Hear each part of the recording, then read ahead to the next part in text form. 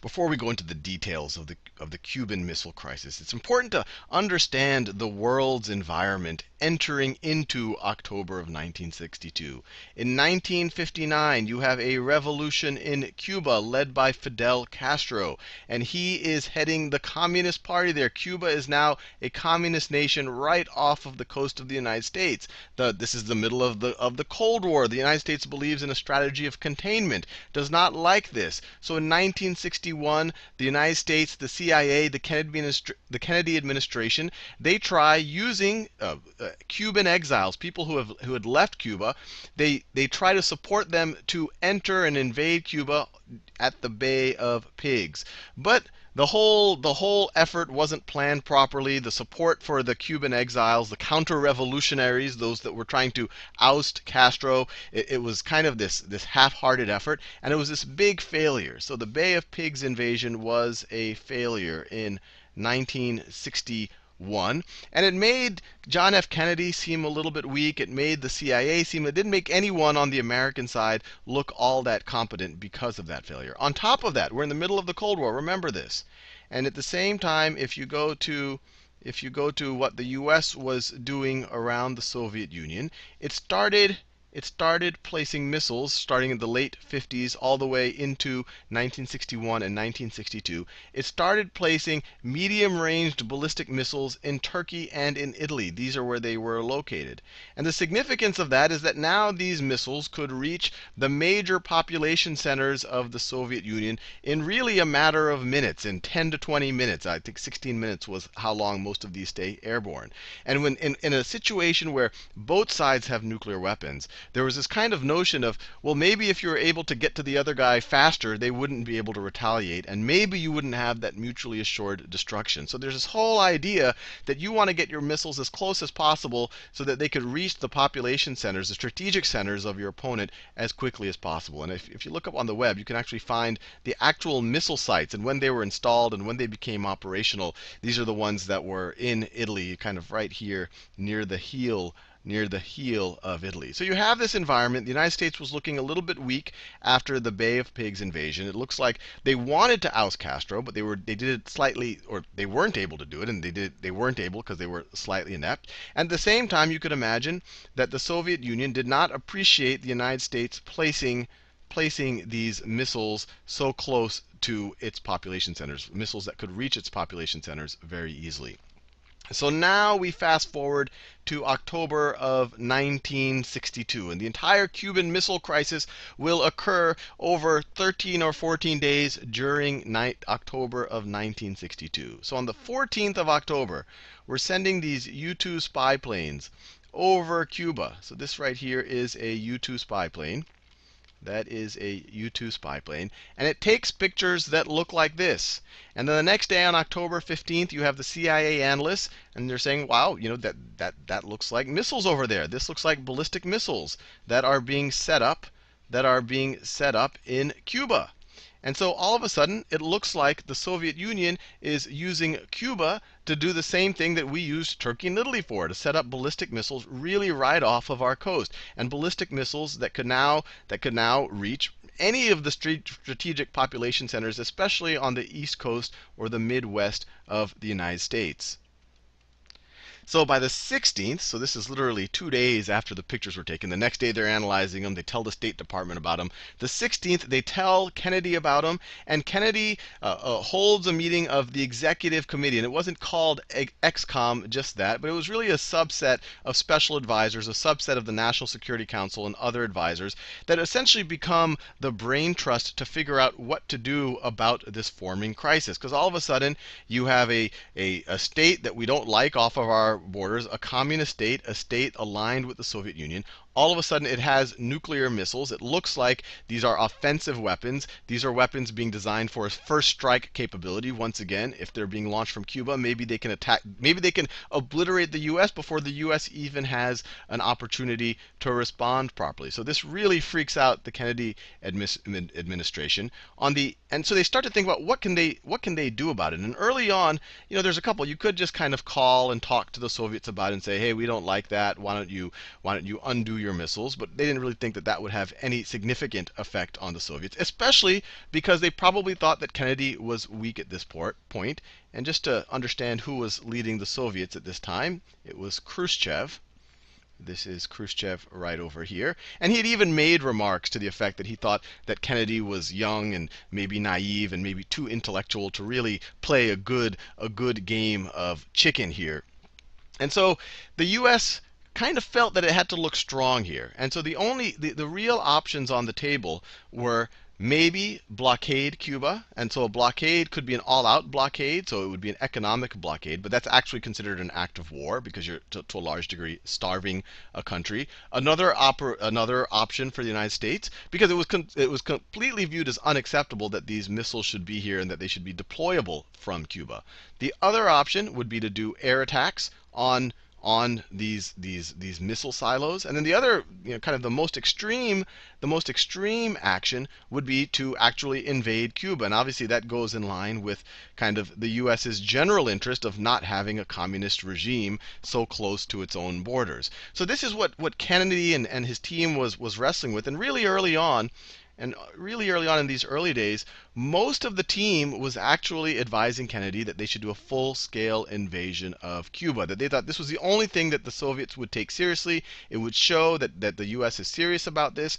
And they didn't think that the Soviet Union would really try to put up a fight in Cuba so far away from their own borders. But Kennedy, probably thinking about it pretty reasonably, realized, well, hey, they might not do anything in Cuba, and they might allow us to oust Castro and install a new regime there, but they might retaliate. In fact, they probably would retaliate in Europe, and specifically in Berlin, probably in Germany as a whole. So just for the sake of getting these things out of Cuba, we could sacrifice a lot in Europe, and even more, any type of conflict between the U.S. and the Soviet Union could easily escalate to a nuclear war. So these were all on the table. The U.S. goes on high alert. It prepares for any of these situations because they really don't know what's going to happen. The Army, the Air Force, and the Navy starts mobilizing. So on kind of, with hours' notice, any of those options can kind of go into effect. By the 22nd, you have the executive committee, and that just becomes formalized as an actual official group that is advising the president in this capacity. And on the 22nd, Kennedy finally puts out his first salvo on what is the U.S.'s position on what's going on here. And before this, and just to make things clear, on the 18th, he did meet with the Minister of Foreign Affairs, the Soviet Minister of Foreign Affairs, Andrei Gromyko, and I'm sure I'm butchering the pronunciations. And this is where the first time that Kennedy's like, hey, you've got these offensive weapons, and Gromyko's insisting that no, they're just defensive weapons.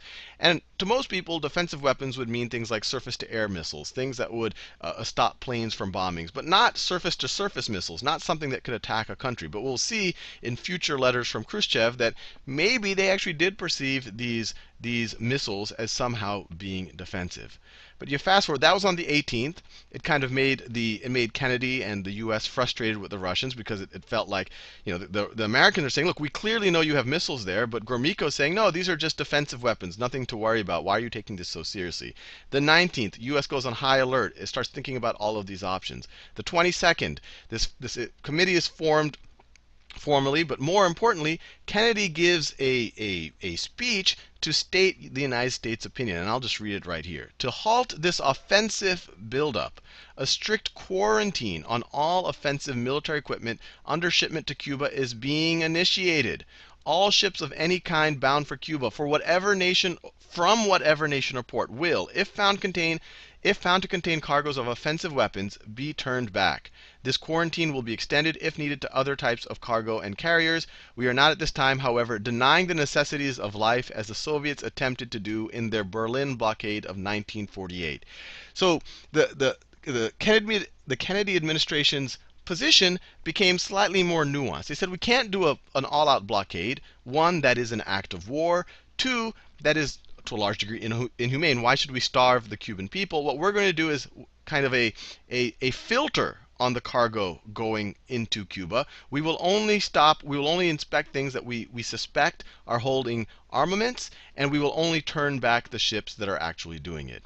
But then on the 24th, there's a cable from Khrushchev, And it says, if you coolly weigh the situation which has developed, not giving way to passions, you will understand that the Soviet Union cannot fail to reject the arbitrary demands of the United States, and that the Soviet Union views the blockade as an act of aggression, and that their ships will be instructed to ignore it. So the game of chicken is beginning to emerge. The United States is just saying, look, this is unacceptable. We're going to stop you from shipping arms to Cuba.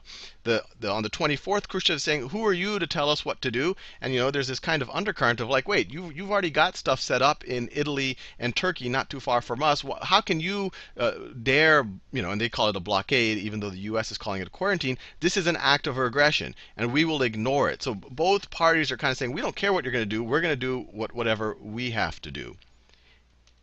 And this whole time, I mean, both sides are getting tense. The whole world is kind of taking sides here, making public statements about what's right or wrong. So we really are getting very close to the brink of a very major confrontation between the Soviet Union and the United States. And there's, you can read the book 13 Days, Robert Kennedy. There's also the movie 13 Days, which actually is not based on the book. But both of them really kind of give the account of what happened over this period.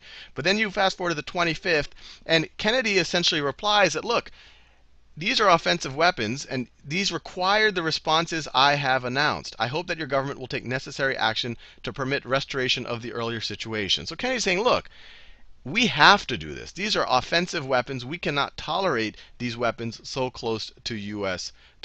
borders. And so also on the 25th, the quarantine's in effect. It does get challenged. The U.S. does start to inspect some ships. They tried to inspect one ship that got away a little bit, and the Soviets did. So the Soviets, even though they're speaking the game of chicken, they are turning back. They did turn back 14 ships, and the best guess is that those 14 ships probably did contain some type of armament. So even though publicly everyone is playing a very strong game, behind the scenes there is a little bit of a softening of the stance. And then you fast forward to the 26th, and Khrushchev essentially sends his first proposal. And it's interesting here because in Khrushchev's mind, and this is a fascinating letter to read. It's a fairly long letter, so I'm not going to go into the whole thing. And you can get it at this URL right over here. It's a fascinating letter. Maybe I'll do a whole video where I just read this letter. He kind of goes into the nuance of what he views as a defensive or an offensive weapons. He implicitly admits that they have that the missiles are there, that they're not these benign weapons. But he, in his letter, he kind of makes the nuance that he views them as defensive weapons. He says, look, you guys attempted to oust Castro already. We view Castro as an ally.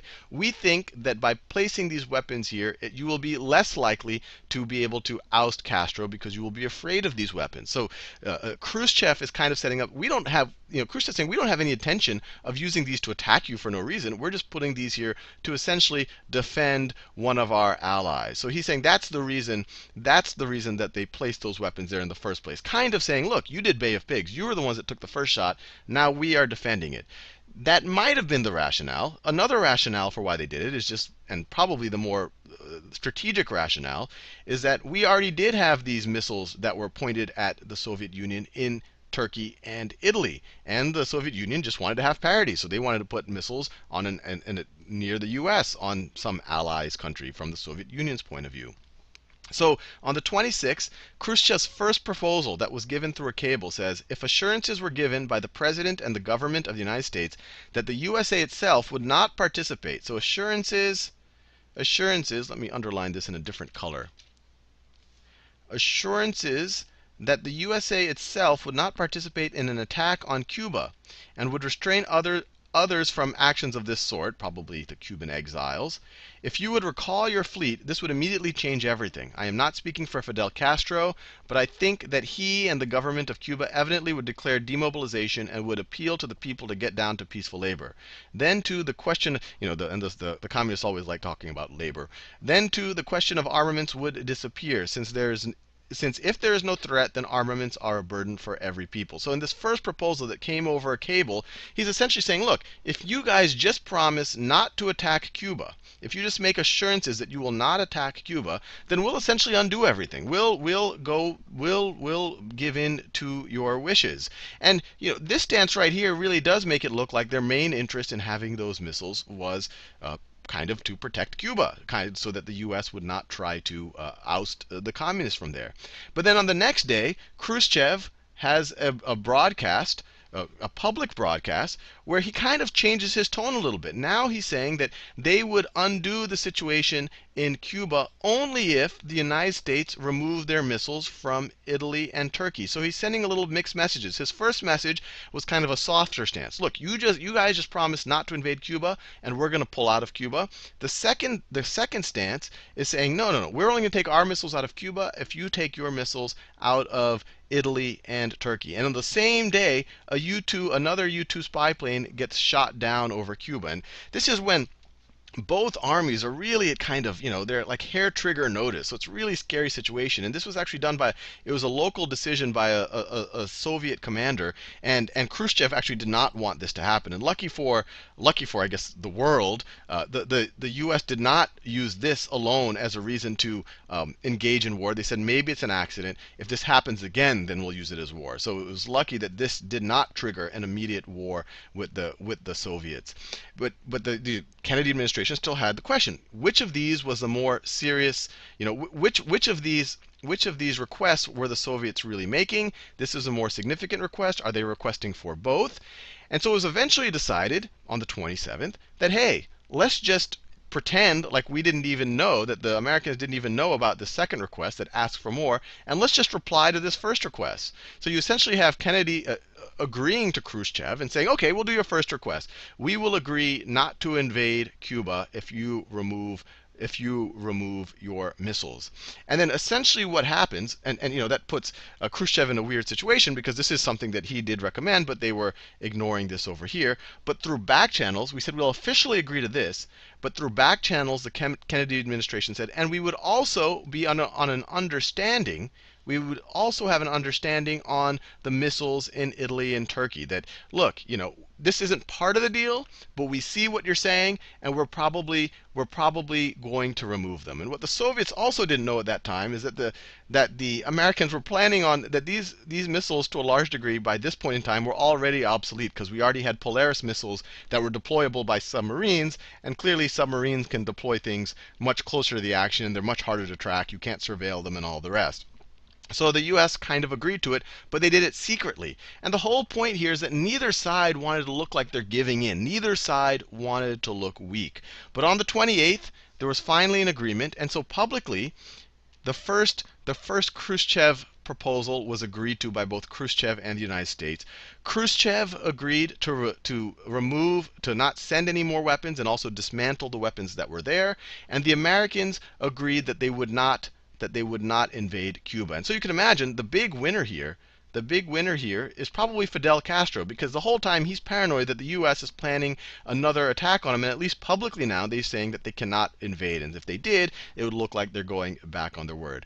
And privately, the U.S. agreed to remove its missiles from Turkey and Italy. They didn't want to do this publicly, because then it would look like they're being weak. Then it would look like the Soviets were able to do this aggressive action, and by doing it, they were able to extract something out of the United States, which is actually the reality. They were able to. By doing this action, they were able to get these missiles removed from Turkey and Italy. But the United States wanted to look strong. Kennedy has, there's always an approaching election. He had, especially after the Bay of Pigs, he needed to look like a strong leader. And so, to some degree, you have to give Khrushchev credit for this. He kind of swallowed his pride and allowed it to publicly look like he lost the negotiation. He publicly made it look like he got nothing in return for backing down. But in reality, he did. He just didn't necessarily get credit for it. But this was a big deal, because this was the closest that the Soviet Union and the U.S. ever got to really the brink during the Cold War.